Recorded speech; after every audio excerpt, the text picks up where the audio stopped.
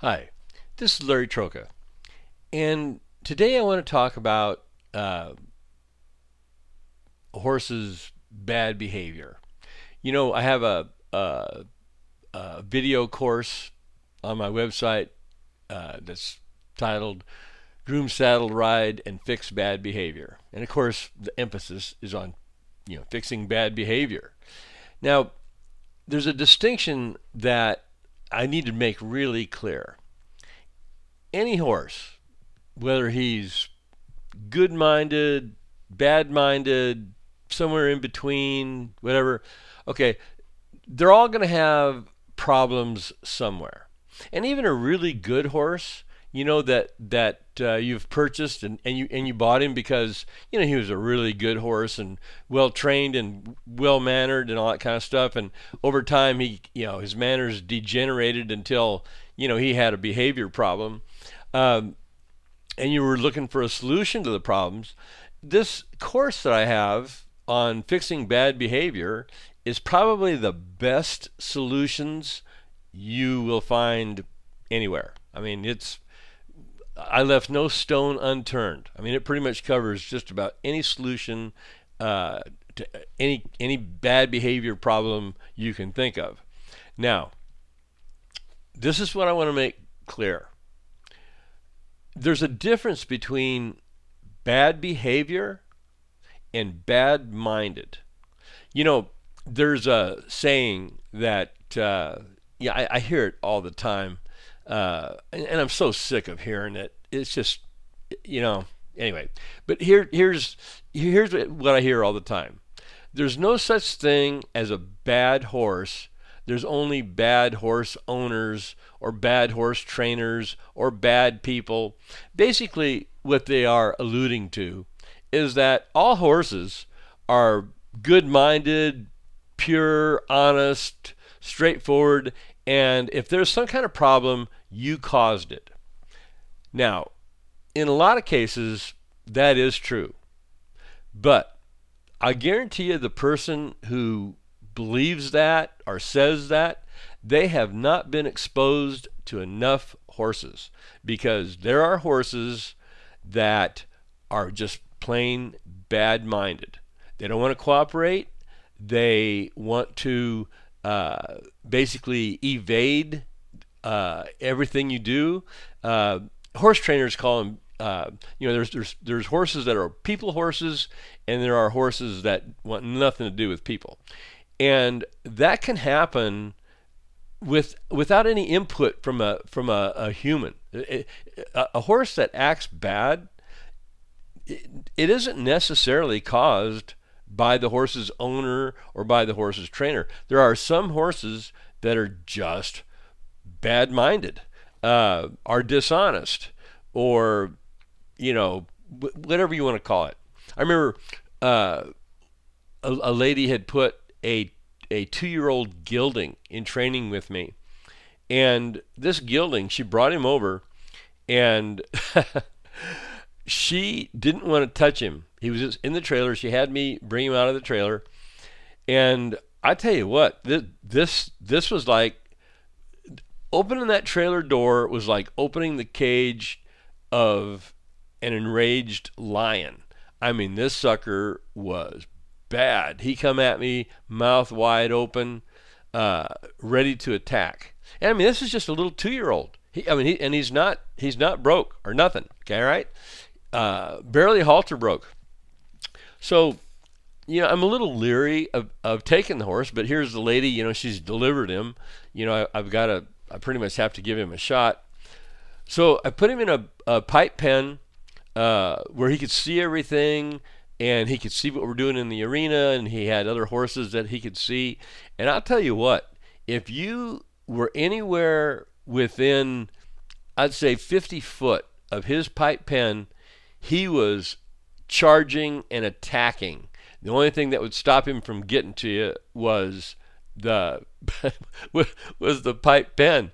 And I called the breeder of this horse, and I said, "What's the deal here? This is a gelding, and he's wanting to kill people." And they said, I know, that's why we sold him. We didn't do anything. We just barely halter broke him. There's just something wrong. And that breeder was absolutely right, because any attempts I made to pet that horse or put a halter on that horse, you were literally taking your life in your hands. I mean, he was that mean, that aggressive. And I ended up, after messing with him for a month, I told the owner, I said, you just need to get him out of here. And she's going, well, what do I do with him? I said, I really don't care, but he's gonna seriously hurt somebody. And I have tried everything I know uh, to change his disposition and turn him around, but it's not happening. So now that was quite a few years ago, and I know more now than I did back then. I had only been a professional horse trainer for a few years when that horse came, and but even with the knowledge that I have now, there's no way I was going to be able to change that horse, because he was simply bad minded. He was aggressive. Nobody made him that way. He was that way. When you hear those people say there's no such thing as a bad horse, they have no idea what they're talking about. That's like saying there's no such thing as a bad person. Well, then how come our prisons are filled with murderers? You know what I'm saying? The horses are individuals, and they have their own individual personalities and characteristics. Now, let's distinguish the difference between a horse that simply has bad behavior problems and a horse that is bad-minded. A horse with bad behavior problems is usually just a normal horse, and the owner, all horses will try to test you to see what they can get away with. And some owners just don't know how to deal with it, and the horse gets worse and worse, and it escalates, and pretty soon, he has a dangerous problem. But you go to correct those problems, you address those problems, and after a few sessions, those horses get over it. They quit it.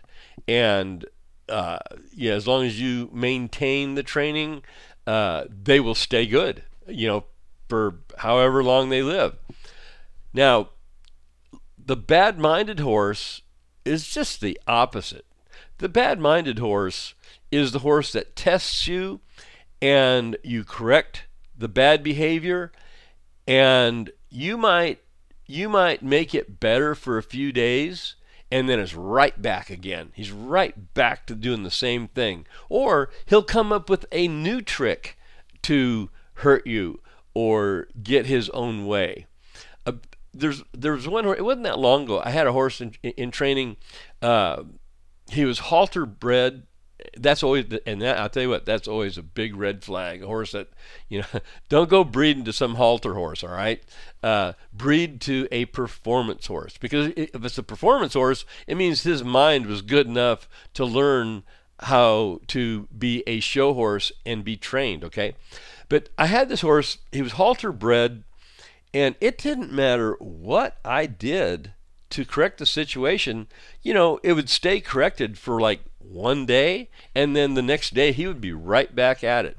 Now, that's what I call just a bad-minded horse, a horse that has no desire to, meet you halfway or want to get along or be trained. You'll see some stallions that, man, they will kill you if you give them a chance.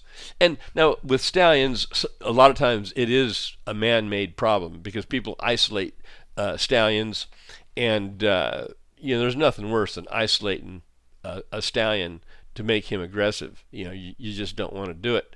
When I have a stallion, I expose him to different horses. Let him be a horse. Let him lead a normal life, or at least as normal as he can. But there are stallions out there that are isolated, and the more you isolate them, the more aggressive they get usually. Now, I've had some stallions. Matter of fact, I have a stallion in training right now that he's, acts almost like a gelding. And the reason he does is because he has been around horses his whole life. He's never been isolated. He's lived with other horses. So that's something that when people say he's a stallion, he automatically is bad. That's BS. That's not true. There's some really good-minded stallions out there, and of course there's the other kind too. There's some really dangerous stallions out there. But when you have a bad-minded horse, like if you've purchased my training course titled Groom Saddle Ride and Fix Bad Behavior, there is a bunch of different techniques on how to address the bad behavior, and we cover just about everything there is to cover: bucking, rearing, biting, you name it. But if your horse is bad-minded, those techniques that I show in that course, all right, they're going to work. They're going to improve the situation. But if you truly have just a bad-minded, rotten son of a gun of a horse, it's not going to permanently fix him. Okay, if he has the mind of a criminal, he's not going to totally give up his criminal type behavior. Okay, and I know there's people listening to this right now going, yeah, Larry, you don't know what you're talking about. Just because you've been a professional trainer for 35 years and have dealt with thousands and thousands of horses, you're just wrong about this. All horses are good.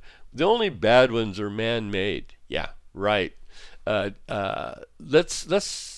put you in the pen with with one of these stallions that's aggressive, and then let's hear what you have to say. You know, when it comes to horse behavior, it's pretty darn important to pay attention to the horse's personality and evaluate exactly what his personality is. I mentioned I have a stallion in training right now, and he's actually timid. He's laid back. He doesn't want to. He wants to get along. He doesn't want to fight. He wants to be your buddy. He enjoys being ridden. He enjoys being trained. Now, if we isolated him and beat on him, that could be, that good personality of his could change real fast. So you need to pay attention. If your horse is timid, you need to address that. That means you can't overcorrect him. Overcorrecting a timid horse, just makes him fearful. And a horse that's fearful can't think straight.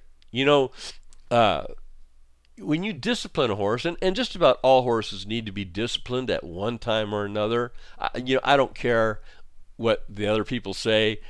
You never have to discipline a horse. BS. Most horses are going to need to be disciplined at one time or another, but the severity of that discipline needs to match that horse's personality. Now, the stallion that I have now is real timid. Just one little pop on the butt with the end of the reins straightens him right out. That's all he needs. But there's other horses that you have to really kind of spank them hard before they get it. So anyway, this is just something I wanted to bring to your attention, that there is a difference between a horse with bad behavior, a normal horse with bad behavior, and a bad-minded horse. And if you have a bad-minded horse, you just flat own a bad-minded horse. And my recommendation is to fix him the best you can with the training techniques that I show in my Fix Bad Behavior course. And then, you might want to find that horse another home. The best recommendation I can do with a horse like that that's bad-minded is, that's the perfect cowboy's horse or feedlot horse.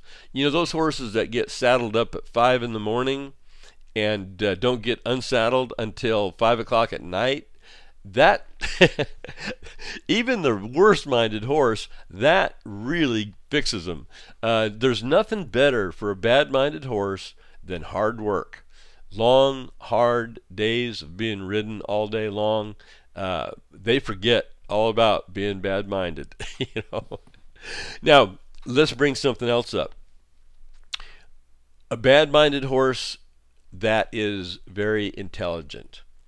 Um, there are horses, and I have one right now in training, that he's not only bad-minded, he is smart. Man, he is smart.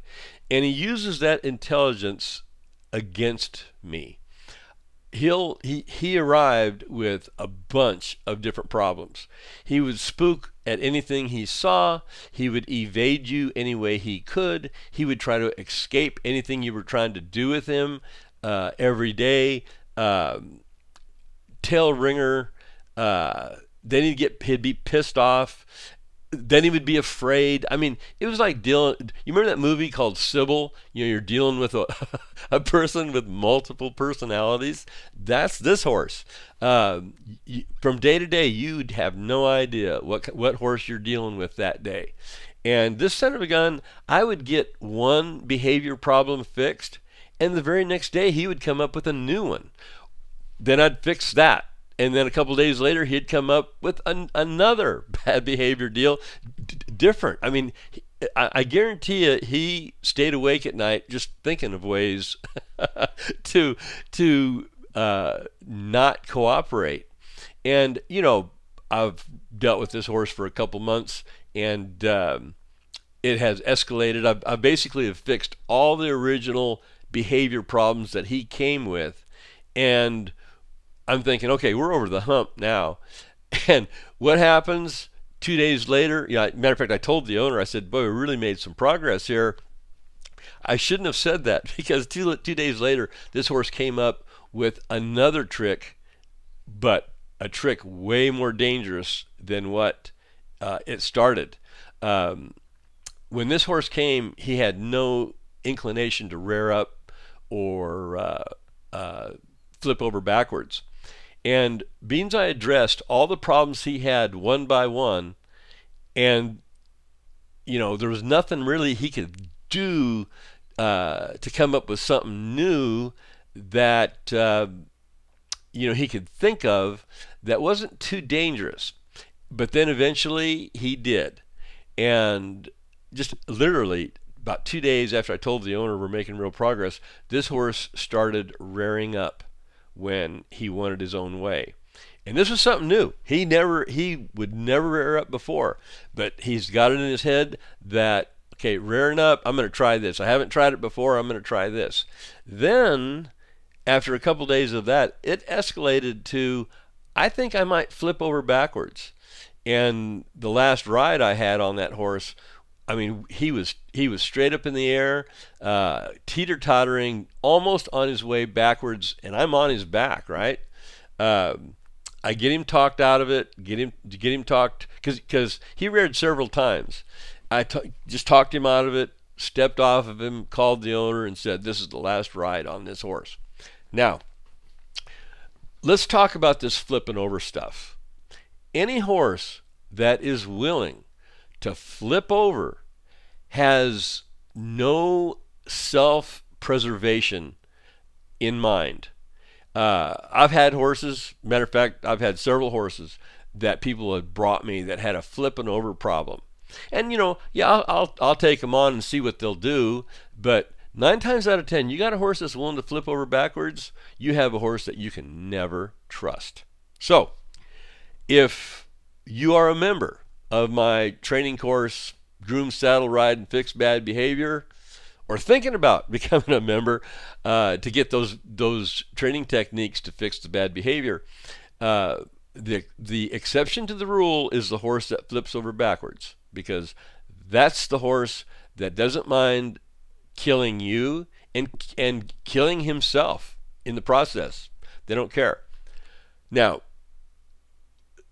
the way I would describe something like that is a horse that has mental or emotional issues. like I said, there's horses with bad behavior. There's horses that are bad-minded, and then you've got the horse that's just plain nuts. And I've had a few of those also. Uh, it's been years now. It's probably been about, I don't know, 15 years ago. Some people brought me a really good-looking gelding, and boy, I mean, he was a great athlete. And each day that you would bring him out of the stall to ride him, you didn't know what horse you were bringing out of the stall. One day he would be laid back, just as kind and gentle as can be, and the very next day he would literally go bananas if you did anything with him. If you tied him up, he would go nuts. If you saddled him up, he would go nuts. He was basically, there was mental problems there. I mean, he was not a normal horse. You can't fix a horse that is mentally unstable. Just like we have insane asylums for humans that are insane or schizophrenic. There's horses with the same type of mental problems. Schizophrenia is not that rare in horses. Now, maybe only one horse out of 1,000 or one horse out of 5,000 is that way, but they do exist. So here again, the people that say there's no such thing as a bad horse, they are absolutely wrong. And if you believe that, and you deal with enough horses, you'll find out that that is true. Now, most of the people that believe there's no such thing as a bad horse, these are people, all right, they've had a couple horses. Maybe they've even owned 10 or 20 horses. They're not exposed to enough horses to really know horse nature. Be exposed to several thousand horses. Then you have a pretty good idea of what horse nature is. Anyway, I don't want to keep rambling on here. I just wanted to bring this up, bring it to your attention. So, if you think you have a bad-minded horse or a horse with emotional issues in line with insanity or schizophrenia, don't take any unnecessary chances. Do not risk your life trying to fix that type of horse. All right, we're going to call it quits. Take care.